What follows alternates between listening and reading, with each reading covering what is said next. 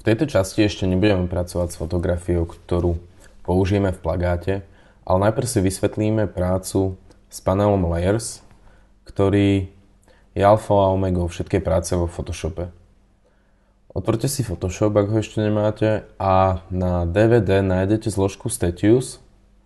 Skopírujte si ju k sebe na disk, ja ju mám znova na ploche, a otvorte si obrázok Statue 1, File, Open Statue 1, a všimnite si, že v našom paneli Layers sa objavila jedna vrstva s drobným náhľadom našej fotky, ktorá je zatiaľ uzamknutá.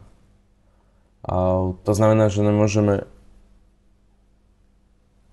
ju nejako upravovať, preto si ju odomkneme. Môžete si ju premenovať napríklad na loď, ale to teraz nie je veľmi podstatné. Čo vám chcem práve ukázať, je nástroj Guma, ktorý sa nachádza tu. Trochu si ho zväčšíme v jeho nastaveniach a časť obrázku odgumujeme. Všimnite si, že pod obrázkom sa nám objavila bielosivá šachovnica.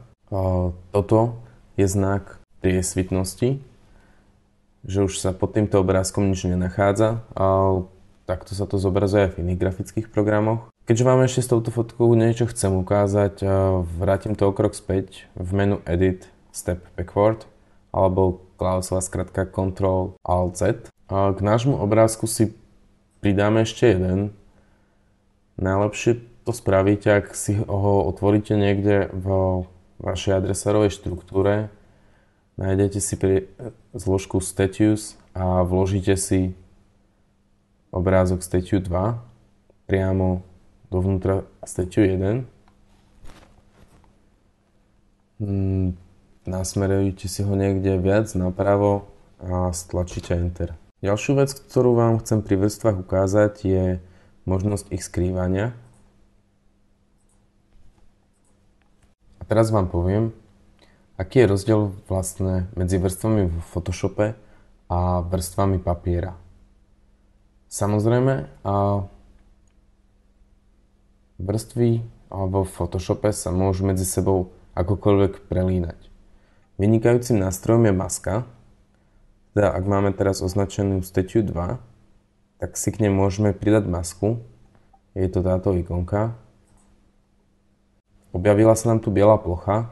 Tá značí, že všetko, čo je v tejto ploche biele, tak je na obrázku v rámci tej vrstvy viditeľné, a čo je čierne, to je neviditeľné. Ukážeme si to na príklade, ak si vyberieme štetec a prehodíme si tu farby, pretože vždycky kreslíme farbou popredia, teda momentálne máme zvolenú čiernu, a začneme s ňou kresliť do obrázku, tak vidíme, že sa nám maže náš obrázok a v našom náhľade masky sa nám tu vytvoril čierny fľak, čo je vlastne zmenšenina toho, čo sme nakreslili. Avšak výhodou masky oproti gume je to, že môžeme masku späť dokresliť práve bielou farbou. Masku môžeme skryť, ak na ňu klikneme ľavým tlačidlom myši a držíme pri tom klávesu Shift.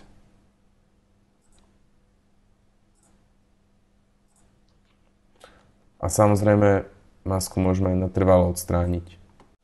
Ďalej môžeme vrstve nastaviť mieru jej neprehľadnosti. Momentálne je naša vrstva 100% neprehľadná. Môžeme to znížiť, dajme tomu na 40% alebo na 47%. A ďalšou vecou, ktorú papier určite nedokáže, je blending mode, a to je mód premiešavania medzi dvoma vrstvami na základe nejakých matematických operácií. Všetky blending módy sa nachádzajú v tomto menu. každý má nejakú inú funkciu, každý nejako premiešava vrchný a spodný obrazok inak. Od toho tej blending módy sú. Môžete si ich prezrieť, preskúšať, samozrejme aj na iných obrázkoch. Ja to nechám teraz na overlay.